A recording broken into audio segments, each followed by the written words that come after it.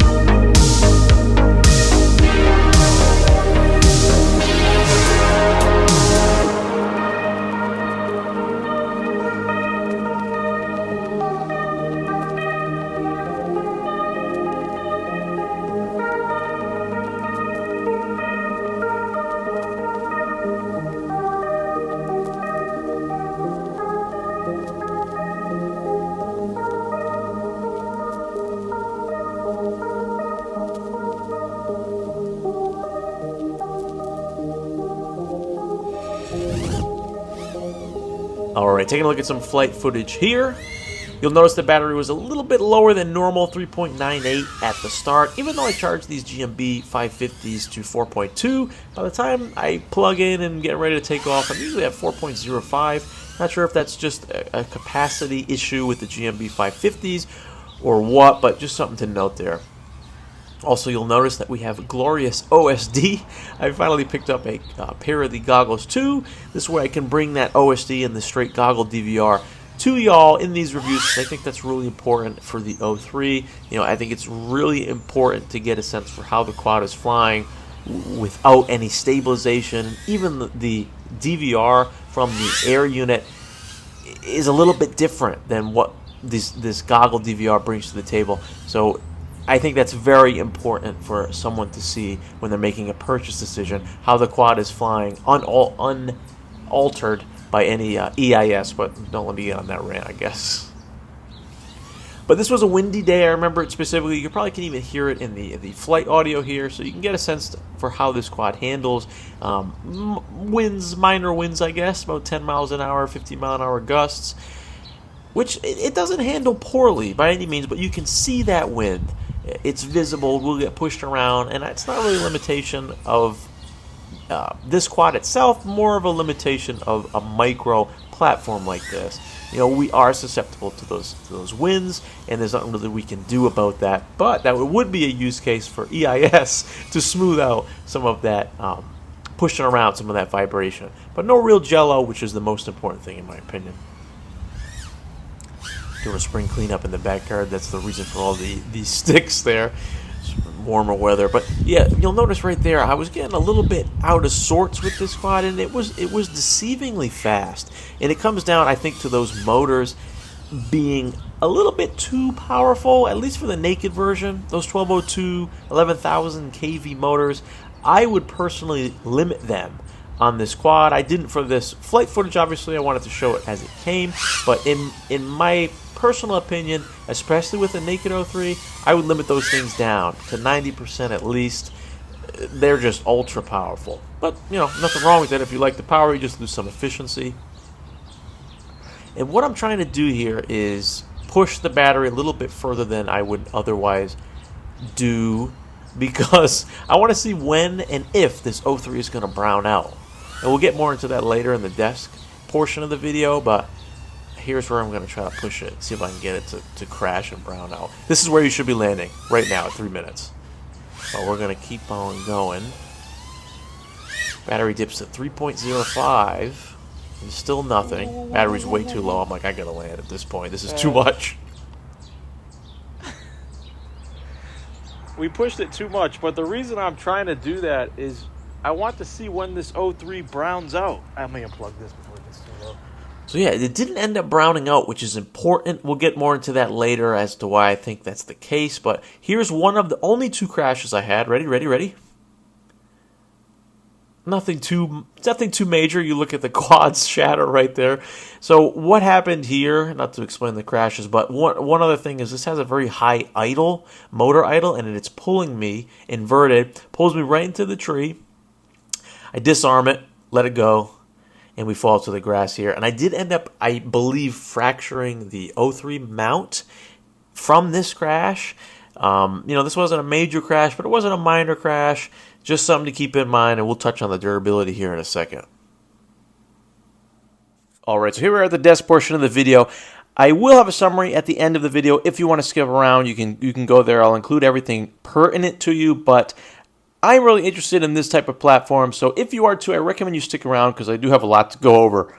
Alright, before we get into what I don't like and what I like about this quad, I do want to kind of acknowledge that NewBeeDrone took a risk with this platform, and I appreciate that. This is the type of platform that I have been waiting for ever since we saw this surge of these micro Cinewhoops, 75, 80, 85 millimeter DJI Cinewhoops, which are a lot of fun, and, but we've just seen so many of them, and I was always pushing for, hoping for a ductless version of that, lightweight 2S O3 platform, and NewBeeDrone was the first to really do it, as far as I'm concerned, in a bind and fly category, at least one at this weight. That's what's important about this quad, is it is lightweight. This is sub 100 grams as I was flying it with the 550 and the naked kit. If you had the full DJI O3 in here, as well as the non-decased version of the non-decased cam, you're going to be slightly over 100 grams. That is not really a meaningful number in the United States. It is in other countries. I know Japan is one of them. But, I just like to have as lightweight options as we can. NewBeeDrone was the first to do that. This Savagebee O3 is the first to do that. So props to NewBeeDrone for taking a risk and doing something outside of the norm. Truly mean that. All right, let's get this out of the way right up front. This isn't a durable quad. It is not meant to be bashed, crashed. I mean, look at this. Look at this camera. Out there front and center, waiting to be smashed up, okay? This isn't for everyone, I guess is the point. This isn't for a beginner who maybe finds themselves crashing a little bit more than they would like. It isn't for freestyle pilots who bring it to bandos and plan to bash it around. This fits a very specific niche, which I've been really waiting for, and I'm sure other pilots have as well, and that is this ultralight sub 100 gram O3 micro. This flight experience is really what I've been waiting for. I love the micros. I'm sure you all know that if you watch my videos, but you can take this to parks around people. It's very quiet, it's safe, it's such a lightweight, it's non-threatening, it's unassuming, and you have this beautiful O3 flight experience bundled up in it, and it's got a lot of performance for what it is. These motors, we'll get into those later as well, these 1202s just absolutely scream for what it is, and it's a really unique flight experience. You're not going to find it anywhere else. This is really the first of its kind as far as I'm concerned. I know there are other O3 micros that exist out there, but most of them are heavy 4S, close to 250 grams, which is a lot. I mean, comparatively to this, in the realm of micros, that's a really big difference. So what I'm saying is this isn't for everyone, and that's okay. If it's not for you, it's I don't blame you. It's very fragile, but for those it is for, it offers a lot in exchange for the risks that you may be taking when bringing this thing out to the field. Now, I had 2 crashes on this thing. The first one was very minor. I was orbiting a tree, Ended up clipping it, fell about 5 feet to the grass. Nothing to report there. The second was the one that I had shown, and I actually did end up breaking this canopy here. You can kind of see that here. That's a complete fracture. This would need to be replaced. I'd be afraid of Jello, kind of vibrating that. So, just keep that in mind. Full disclosure, 2 crashes, one of them caused that break, so keep that in mind. And along the lines of durability, I decided to include the Naked 03 in this build. I really wanted to get it as lightweight as possible, and the Naked 03 allowed me to do that, to get that sub 100 gram all-up weight. As I discussed as well during the flight footage, these motors are a bit hefty, a bit big for the Naked version. This was intended to be built up with the full version. So if you're going to go the Naked route, I would recommend putting even a motor limit on these things, 90% or so. Get it down to about 8,000 kV, which is their other motor. I think that would be a better spot for this as far as efficiency and just overall performance goes. If you decide to use the Naked 03 like I did here to keep that weight down, NewBeeDrone actually has their own kit now, which you can purchase at Nakedify your own 03. But one thing I want to show here, I'll try to do that as best I can. Oop, I hit the camera. There's a little bit of space between the top of the mount here and the board, and partly the reason why we can't reach that is because of this 03 connector. Compared to the front, we kind of have these spacers. So what I should have done, and what you should do if you decide to go this route, is to use something like this, a little plastic spacer that you can fit around the screw there, and just kind of separate that and brace it against this instead of kind of distorting it like I had here. I don't think there's really too much issue with that, but we don't want it to be bending and putting pressure on the 03 if we don't need to. So definitely do that if you're going to go that route. Installation of the 03 was pretty straightforward. I don't remember really having too much issue doing that. Things are a little bit tight in there, and you kind of have to Tetris it around. I think I actually removed the camera from the MIPI cable in order to seat that in there properly. Again, not too terribly difficult, and I don't remember anything standing out. Just your normal tight Micro 03 installation. So the AIO that NewBeeDrone included on this build, I actually kind of like. I'm not going to lie. At first I was confused because I noticed that there were 2 antennas sticking out of this board. I know there wasn't an integrated VTX. I just saw the dual UFLs, and it turns out that I guess that would be considered diversity because they're both ELRS. You got the T-style antenna up front. You got the normal little whip antenna coming out the back. So I think that's effectively diversity. I've had good signal with this quad. I usually run on 25 milliwatts when I'm flying in my backyard, and no issues there. So that was pretty cool. They have a cap pre-installed as well. You can see it sneaking in between the board and the 03 there. Even if you were to use a full-size 03 VTX, you got enough clearance. So I like this F4 board. The only thing that is kind of a negative is, do you see the plugs down there? I wouldn't use them for this build anyway. These are direct solder motors, but if you wanted to use them, you ain't using anything but NewBeeDrone motors. That is a proprietary motor connector. You can't use any other motor but NewBeeDrone's. Their connector is smaller. Would like to see that change. I'd like to see the standard larger connector so us pilots can use whatever we want. I think that would be a positive change. So NewBeeDrone, if you could do that, that would be great. But you can solder up any motor you want here. I would only go solder with this build. I wouldn't use those connectors. It's kind of tight. I guess you could, but I wouldn't if you can avoid it. As far as the frame goes, this is the standard Savagebee 3-inch frame. I believe they just had to use the smaller 2.5-inch props in order to accommodate this larger 03 housing they have on top. The frame I'm not really concerned about the durability of this frame. I think that's pretty solid. I haven't crashed it hard enough to break the carbon, but I think if you're crashing that hard, you're going to be breaking something else. They have this kind of fancy TPU battery tray here, and my finger is stuck. Hold on, I can't get it out.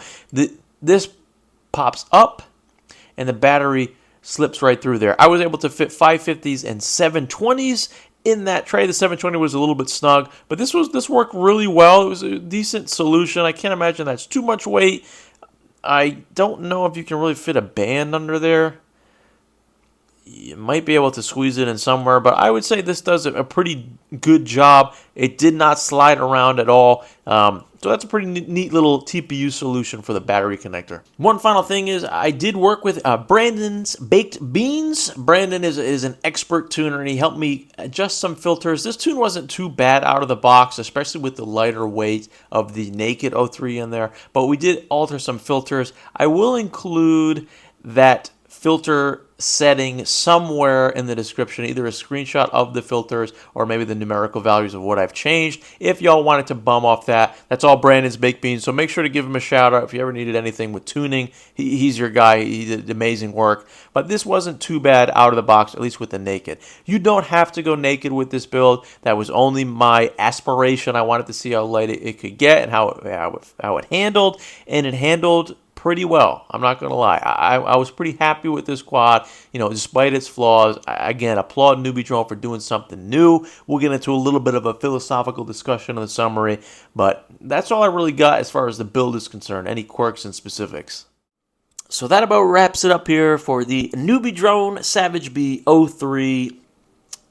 It's an interesting quad, and I'm going to have a summary right now to go over anything you might have missed if you jumped around. So stick around for this if you're interested in the quad. What I'm going to get out of the way right off the bat is I think it's probably the most important thing to touch upon with this quad is that it is not very durable. I don't think that's... I think if you take one look at it, you could probably make that determination yourself. The camera's, proud up in the front center here. We have this plastic, not really, injection molded, I guess that would be, material for the canopy. I put a naked O3 on here. This thing is not meant to crash. So if you're a newer pilot and you find yourself maybe crashing more often than you like, if you're a freestyle pilot and you plan on bashing this thing around, this isn't the quad for you.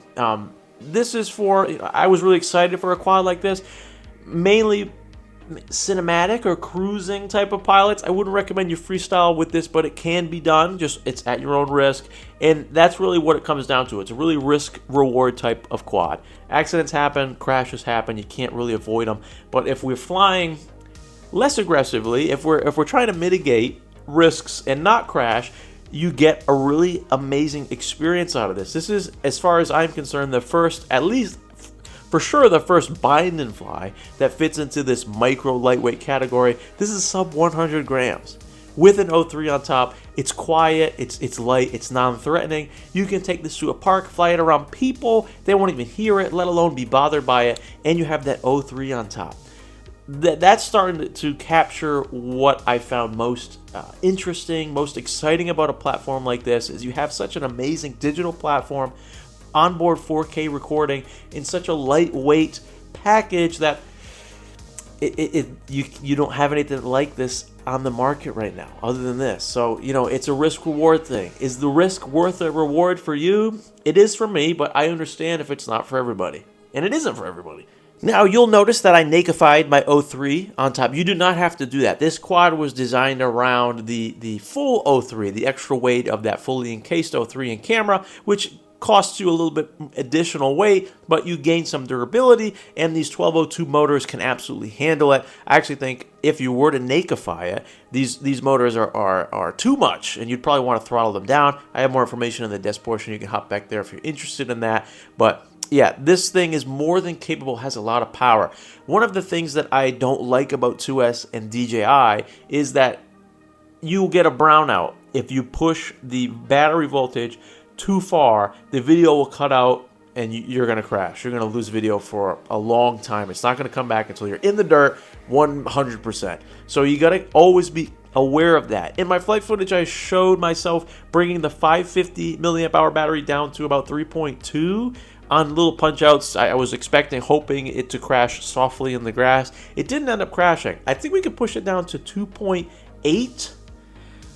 But it varies. It varies because I have other quads like the Flylens 75 that will, when I run a 550 on it, will brown out at about 3.4. Even when I land and the PID loop goes for a little a blip because the gyro is going crazy as I'm landing, I will brown out and I'm at like 3.4. So it really depends, I'm sure, on the quality of battery, but I also think on the quality of the BEC of the AIO. And this 9 volt or 10 volt that it's wired up to has got to be pretty darn quality because I don't have any brownouts. I didn't get any brownouts. I don't push my battery, my 2-cell batteries down to 2.8, and you shouldn't either. So, you know, that's something to keep in mind, always in the back of my head. But I think NewBeeDrone's Beck in this board is pretty good, so you have some level of safety there. Now, this comes in either a ready-to-fly kit, you know, with no VTX installed, you install your own O3, or a bind and fly with the O3 installed. If you were to buy the kit without the VTX, the installation isn't very difficult. If you had a full-size O3, it just kind of screws up in the top there. You know, as with any micro O3 installation, just take your time. Things fit in snugly in different ways. It's not difficult. Nothing really stood out to me as, oh, I have to remember to mention that. Yeah, pretty straightforward installation. The tune out of the box is okay. I worked with Brandon's Baked Beans to get a little bit of a better tune on this. We messed with some filters. He did, and I watched. So thank you to Brandon. If you ever needed any tuning needs, hit up Brandon's Baked Beans. He's on YouTube and Discord. I'm also going to include that tune that he helped me get in either below, or I'm going to link to like a screenshot of the filter. So if you want to use that, if you're going to nakeify it, you can absolutely do that. It's at your own risk, always with any tune shared online. Every build is different. It's at your own risk. At your own risk. It's at your own risk if you use that tune. But even before Brandon's Baked Beans magic tune improvement, we didn't really see a lot of jello in the video feed, which was good. You know, a lighter weight quad like this will get blown around in the wind, so you're going to be fighting that all the time. That will show up in the DVR, of course, but we didn't really have any jello, which is more distracting, in my opinion. When you throw a big old ND filter like this on it, you can even mitigate that further. In the flight footage I showed, the narrated flight footage in the middle of the video, there was just a UV filter on, so there was no jello mitigation techniques in that. What you would expect to do, in my opinion, with any footage you're going to use off this O3 is probably stabilize it through gyroflow, or the internal stabilization that this thing has, the EIS, because it does get blown around a lot. That's just an unfortunate part of a quad like this. You don't have to use the stabilization, but it does take away a lot of the negative effects of getting blown around in the wind that something like this might be prone to. That kind of touches upon everything I wanted to cover in this summary portion of the video. If you wanted more information on this thing, go back to the desk portion. I know it's boring, okay, but there's some good info in there. So if you're looking for that, head back there. But now I want to talk about what this platform maybe means for the future of micro quads and FPV. You know, one of the things that was most appealing to me about a platform like this and why I wanted it is because it captures, in my opinion, what the essence of micros are and why I fly them. It's because you have this, you know, really small, non-threatening, relaxing platform that's not going to bother people, let alone they won't even hear it, and you can have that experience, that wonder of flight. And now you have it with 4K onboard recording and, you know, beautiful 50 megabit 1080p footage coming out of the DJI goggles. That's a really amazing flight experience. You know, you can take this thing in places you wouldn't take a larger quad, like a 5-inch. You know, you can fly around people in the park, not too close to people, but, you know, over their heads, they won't even hear it. It's sub 100 grams. It's not dangerous. It's not threatening. And you can have some awesome 4K footage to come back and look at. You know, I think this, first off, this does that. This does what I wanted out of this platform. You know, there are some flaws. I think it can be improved upon, but I have to give NewBeeDrone credit and applaud them for doing something outside of the box that isn't just another Micro O3 Cinewhoop, some safe build that we've seen a bunch of times before. You know, we got something new, and it's something that I was really looking forward to, and it does hit the mark. But I think we will see more like this to come. And I think they will even improve even further than what we have here. And the possibilities, the future of micros is looking bright, and I'm excited for it. What about you? Are you excited for it? Yeah, I'm excited for it. Anyway, thank you very much for watching. This was a fun one for me. I really enjoyed this quad, so thanks to NewBeeDrone for sending it to me. I do appreciate it. That's everything I had to go over. This has been Mo. Thanks again for watching, and I'll catch you on the next one.